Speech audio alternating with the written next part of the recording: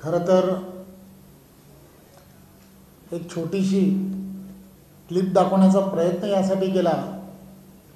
कल्याण डोंबिवली महानगरपालिकेमध्ये विकासात्मक कामाकडे नगरविकास खात्याचं पूर्णच्या पूर्ण दुर्लक्ष आहे। आमचं सर्वांचं दुर्भाग्य आहे की गेली 2 वर्ष आमच्याकडे नगरसेवक नसल्यामुळे महासभेमध्ये चर्चा होत नाही। त्यामुळे प्रशासक हा सुद्धा मनमानी करण्याचं मोठ्या प्रमाणात काम करत आहे। आणि या प्रशासकावरती कंट्रोल कोणाचा आहे तर प्रशासकावरती कंट्रोल नगर विकास खात्याचा आहे। मी काही मुद्दे मांडण्याचा प्रयत्न करणार आहे। अनेक वेळा मांडण्याचा प्रयत्न केला आहे। हा जो कल्याणशील रोड आहे हा गेली कित्येक वर्ष या कल्याणशील रोडवरती ट्रॅफिक एवढ्या मोठ्या प्रमाणामध्ये आहे तर त्या ट्रॅफिकसाठी आपण काय करतोय, वाहतुकीच्या कोंडीसाठी काय करतोय तर काहीच करत नाही। आपल्याला या पूर्णच्या पूर्ण जी क्लिप तयार केली आहे त्यामध्ये कशा पद्धतीने वाढतं नागरीकरण आणि त्याला असणारी उपाययोजना काय असली पाहिजे त्या संदर्भात इत्थंभूत माहिती देण्याचा प्रयत्न केला आहे। कल्याणशील रोड 6 पदरी झाला पाहिजे, त्यावरती एलिव्हेटेड ब्रिज नागपूरसारखे असले पाहिजे आणि त्यावरती मेट्रो असली पाहिजे। मेट्रो भिवंडी ते कल्याण, कल्याण ते तलोजा ही त्यावरून चालली पाहिजे। हे सहजपणे करता येऊ शकतं हे आपल्याला माहीत आहे, परंतु असं करताय का MMRD तर हे करत नाही आहे। MMRDने या संदर्भामध्ये लक्ष घालण्याची गरज आहे। डोंबिवलीमधून किंवा जवळच्या असणाऱ्या या शहरांमधून नवी मुंबईकडे जाणारा मोठा ओघ आहे। त्यामुळे काही ठिकाणी मिनी मेट्रोची व्यवस्था करणं आणि त्याला बजेटही फार कमी लागतो, 100-200 कोटी रुपयामध्ये जर ते होणार असेल तर त्यामध्ये लक्ष देण्याची गरज आहे। कारण वाहतुकीची कोंडी ही फोडणं ही जबाबदारी MMRDची आहे। MMRD याकडे हेतू पुरस्कर दुर्लक्ष करत आहे। मी वारंवार सांगण्याचा प्रयत्न केला आहे, या अगोदर पण प्रेस कॉन्फरन्सच्या माध्यमातून सांगण्याचा प्रयत्न केला आहे, सभागृहामध्ये या संदर्भामध्ये अनेक वेळेला चर्चा झाली आहे। MMRDच्या माध्यमातून MMR रिजनमध्ये जो निधी मिळाला पाहिजे, या महानगरपालिकेमध्ये मोठ्या प्रमाणामध्ये MMR रिजनमध्ये स्पिल वर्क एवढ्या मोठ्या प्रमाणात झाला आहे। ठाणे महानगरपालिकेमध्ये 3000 कोटी, हा कल्याण डोंबिवली महानगरपालिकेमध्ये 800-900 कोटी एवढा मोठा स्पिल वर्क झाल्यामुळे इथल्या असणाऱ्या विकासात्मक कामाला सर्व ठिकाणी खीळ बसलेली आहे। आयुक्तांकडे फाईल गेली की आयुक्तांकडून रिमार्क येतो की भांडवली खर्च आणि या संदर्भामध्ये काय करावे या संदर्भातलं त्यांची नोटिंग्स असतात। त्यामुळे कोणत्याही प्रकारे विकास काम होत नाही आणि MMR रिजनमध्ये MMRDने विकासात्मक कामाकडे लक्ष द्यावं असं वाटत असताना सुद्धा हेतू पुरस्कर कल्याण डोंबिवलीमध्ये दुर्लक्ष केलं जात आहे। काही विशेष असे गोष्टी करण्याची गरज होती। काँक्रिटीकरणाच्या रस्त्यासाठी देवेंद्रजींच्या काळामध्ये जवळजवळ MMR रिजनमध्ये असणाऱ्या 1456 कोटी रुपये या रस्त्याच्या कामासाठी जे मंजूर केले होते, ज्याच्या निविदा तयार झाल्या होत्या, त्यांच्यासाठी लागणारे सगळेच्या सगळे की जे प्रकल्प तयार करण्यासाठी जी लागते रसद लागते त्या पूर्णच्या पूर्ण 11 ते 13 कोटी रुपये या सर्व गोष्टीसाठी DPR तयार करण्यासाठी खर्च केले। आणि त्यानंतरच्या काळामध्ये कल्याण डोंबिवलीमध्ये असणाऱ्या 456 कोटी, उल्हासनगर असेल, मुंबई असेल, या सर्व भागामधले जवळजवळ 456 कोटी रुपयाचे नगर विकास खात्याच्या माध्यमातून असणाऱ्या मंत्र्यांच्या माध्यमातून या सर्व कामांना रद्द करण्यात आलं। याला जबाबदार कोणाला पकडायचं? आम्ही या संदर्भामध्ये विधानसभेमध्ये आवाज उचलला, परंतु त्याहीकडे दुर्लक्ष करण्याचं काम केलं जात आहे। ग्रामीण भागामधील असणाऱ्या सर्व आमदारांना वेगवेगळ्या योजनांमधून वेगवेगळ्या विषयातून पैसे देण्याचं काम करता येतं. त्यांना एक वेगवेगळ्या पद्धतीने 25-15 असेल किंवा वेगवेगळ्या पद्धतीने त्यांना पैसे मिळतात. परंतु आम्हाला या ग्रामीण भागातून व्यतिरिक्त असणाऱ्या या शहरी भागामध्ये नगर विकास खात्याच्या माध्यमातून किंवा MMR रिजनमध्ये MMRDच्या माध्यमातूनच पैसे मिळतात. आणि मग त्यामध्ये जर राजकारण व्हायला लागलं तर त्यासारखं दुर्भाग्य कोणतंच नाही. वेगवेगळ्या प्रकल्पांना हेतू पुरस्कार थांबवलाय.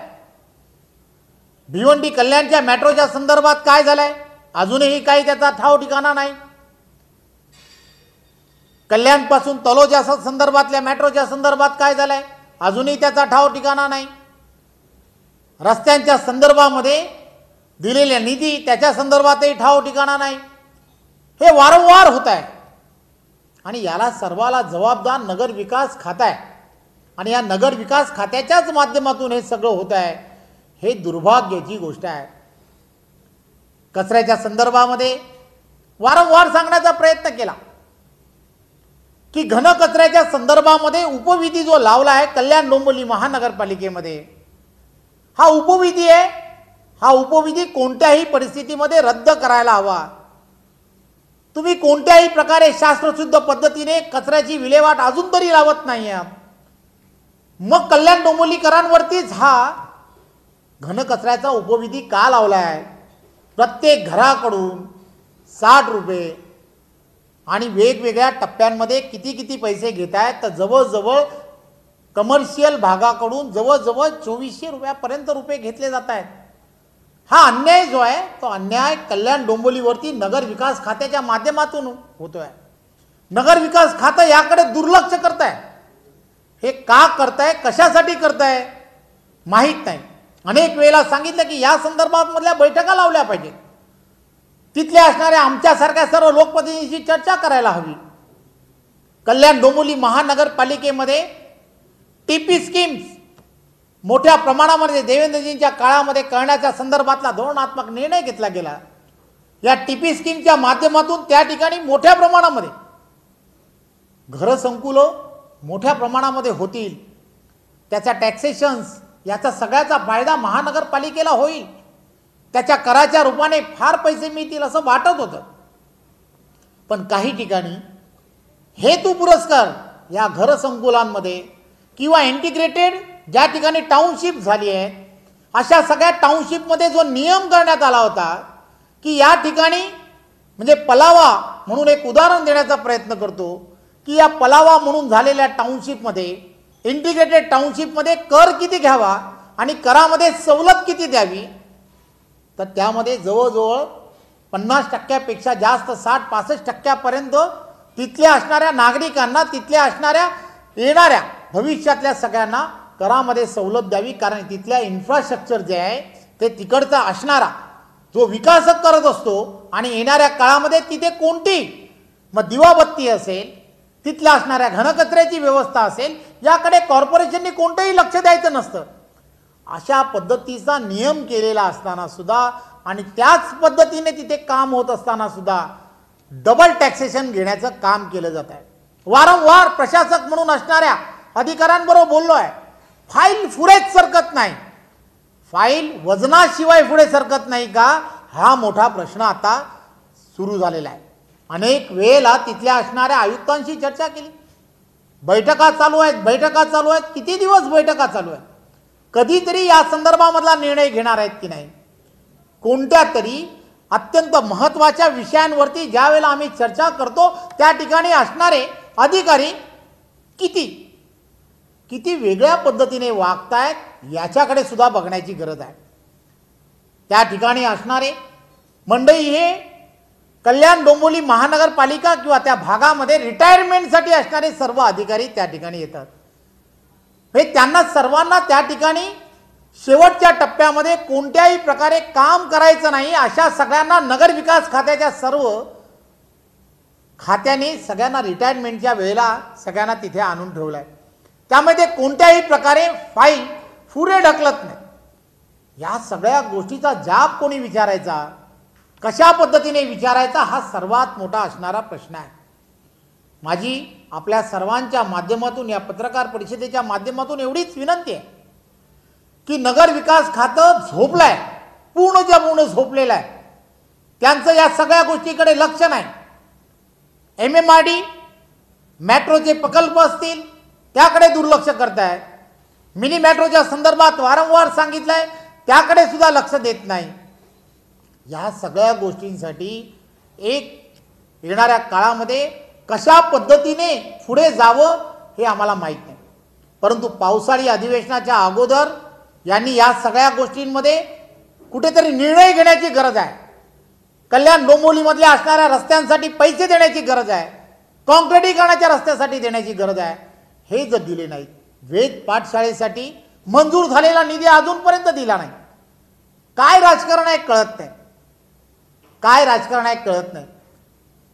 माझी या संदर्भामध्ये एवढीच विनंती आहे की आपण पावसाळी अधिवेशनाच्या अगोदर या सर्व प्रकल्पांना मान्यता द्या. मी जून महिन्याच्या पहिल्या आठवड्यामध्ये MMR रिजनमधील असणाऱ्या अनेक अशा विषयांमध्ये की जे प्रकल्प हेतू पुरस्कार राजकारण म्हणून या सगळ्या प्रकल्पांकडे दुर्लक्ष केलं जात आहे किंवा मागे ठेवण्याचं काम केलं जात आहे, याच्या विरोधात जून महिन्याच्या पहिल्या आठवड्यामध्ये एक उपोषण MMR रिजनच्या या इथल्या असणाऱ्या नागरिकांच्या वतीने MMRDच्या त्यांच्या असणाऱ्या ऑफिसच्या समोर करण्याचं ठरवलं आहे आणि त्यासाठीच आज ही पत्रकार परिषद घेतली.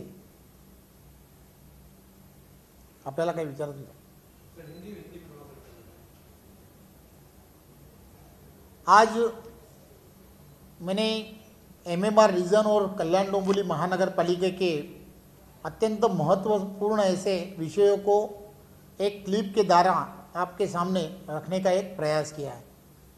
कल्याण डोंबिवली में अत्यंत महत्व का जो रास्ता है, जो कल्याणशील रोड जिसे कहा जाता है, ये कल्याणशील रोड जो है, ये कल्याणशील रोड, इस पर बहुत ज़्यादा ट्रैफिक होती है और वो ट्रैफिक को रोकने के लिए आजू बाजू में बहुत ज़्यादा कॉम्प्लेक्स हुए हैं.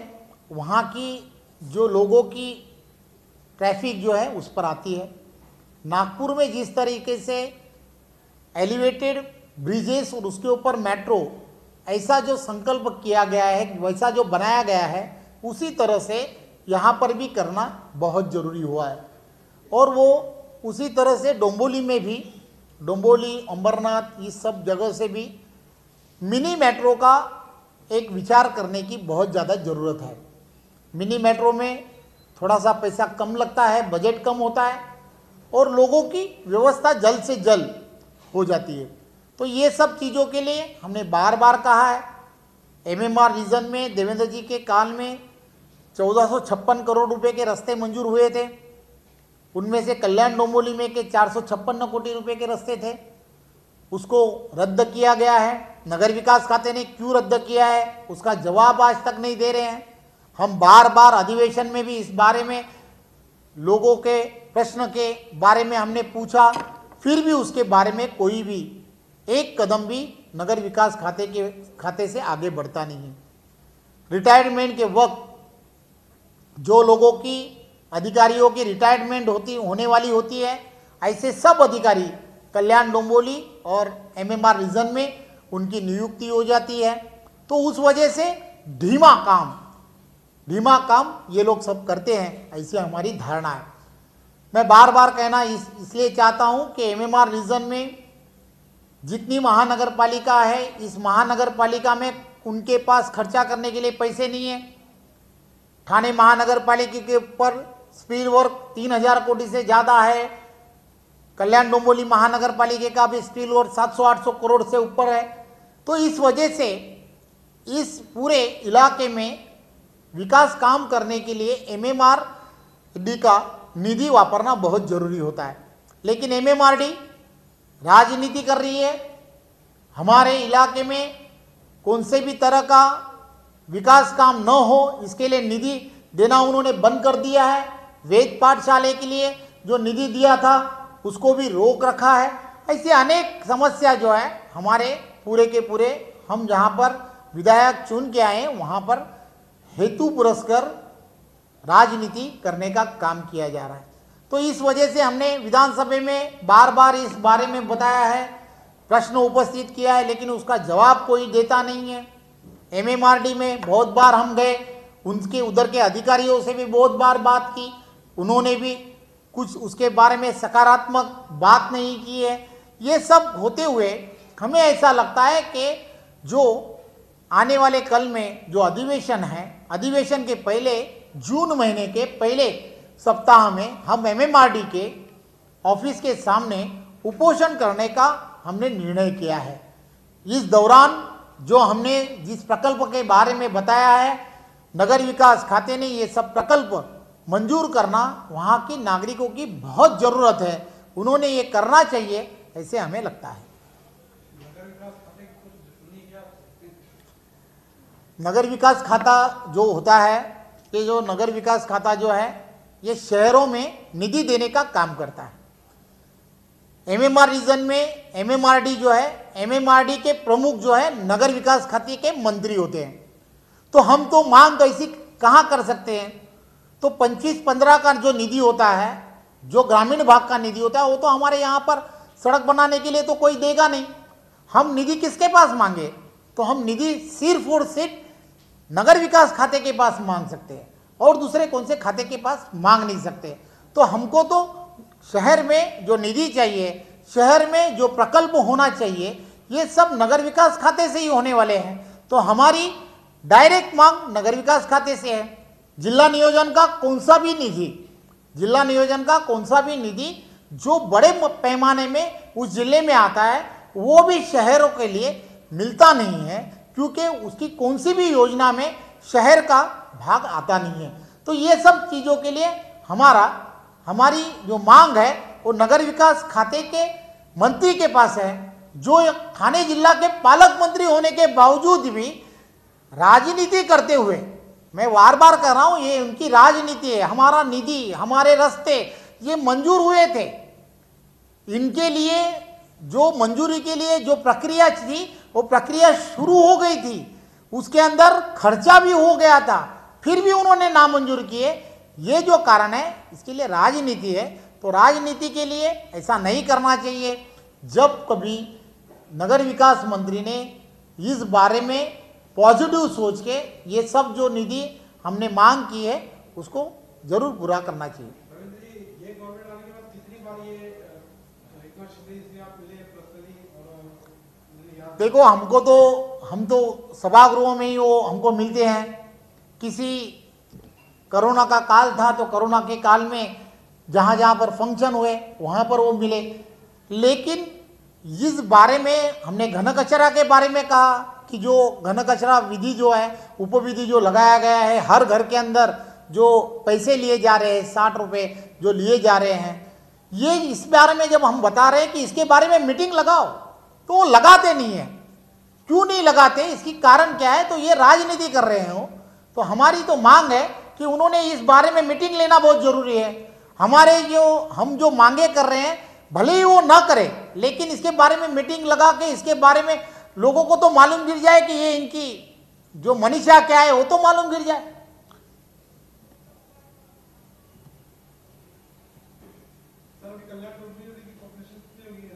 एक 10-12 लाख के करीब है और बढ़ते जा रहा है। तो धन्यवाद।